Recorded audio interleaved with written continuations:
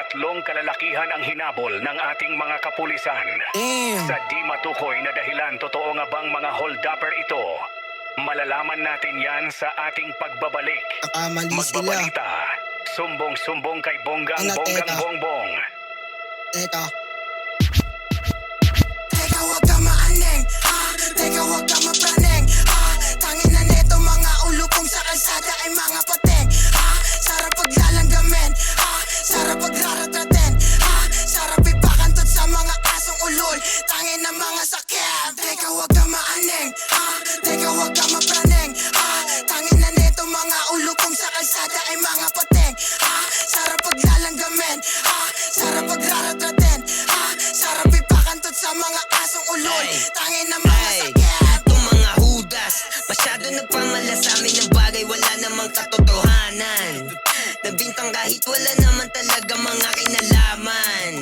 Ang daming suntok, tadyak sa mukha na aming natamo. Nung nahuli agad pinayuko, habang kami naman ay nakatakbo. Likat makinig na talakayin ko lamang ang mga tunay na nangyari. Ang dami ng issue na sumingaw, kasyo kami daw ay nadali. Alam ko lang mo naman na kasi yung kapag na-style ay malupit pare.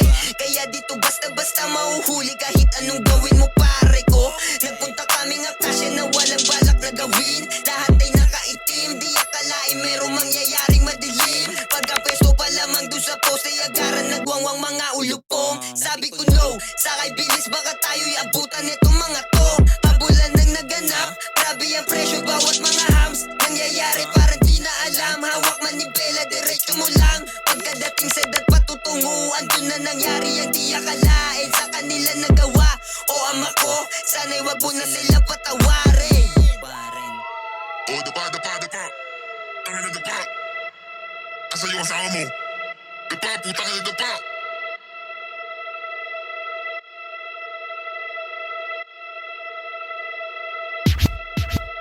Tangin na di ko tanggap yung nangyari sa amin, kasi di ito makatarungan bitch. Ngayon lunukin mo yung mga parata mo, magsalita ka bilis. Ilalahadan ng walang kaba, bakit hindi? Ganun ba sila? Mga utak ba talaga yung ginagamit, kasi yung konsensya ay wala. Pagtakbo, marurot, pasa sa likod yung paa, puro bobo. Mga walang ya, puro turo, mga pabaya, puro tutok. Mga gumanap, walang puso, kasi di nila alam kung paano kami gumalaw sa totoong buhay. Di na rin matatanggi sa makukulit na lalabas mga sungay. Teka wag ka maaneng, teka wag ka mapraneng, tangin na neto mga ulo kong sa kalsada ay mga pateng, sarap paglalanggamen, sarap pagraratraten, sarap ipakantot sa mga asong ulol, tangin na mga sakyan. Teka wag ka maaneng, teka wag ka mapraneng, tangin na neto mga ulo kong sa kalsada ay mga pateng, sarap paglalanggamen, sarap pagraratraten, sarap ipakantot sa mga asong ulol, tangin na mga sakyan. Gago to mga parak, sarap pagduduraan. May kasama na bitch, nakangiti, para sila mga wish. Dapat sa tulad mo miss, pinipipit ka.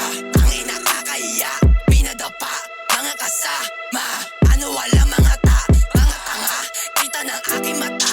Kakatawa, mga nanggigil, pinagsisipan na walang tigil. O di ba lang magawa, nakakaumay. Susunod na pagkikita, magpuputulan tayo na sungay. Mga bintang na hindi naman Teka wag ka maaneng, teka wag ka mapraneng, tangin na neto mga ulo kong sa kalsada ay mga pateng, sarap paglalanggamen, sarap pagraratraten, sarap ipakantot sa mga asong ulol, tangin na mga sakyan. Teka wag ka maaneng, teka wag ka mapraneng, tangin na neto mga ulo kong sa kalsada ay mga pateng, sarap paglalanggamen, sarap pagraratraten, sarap ipakantot sa mga asong ulol, tangin na mga sakyan.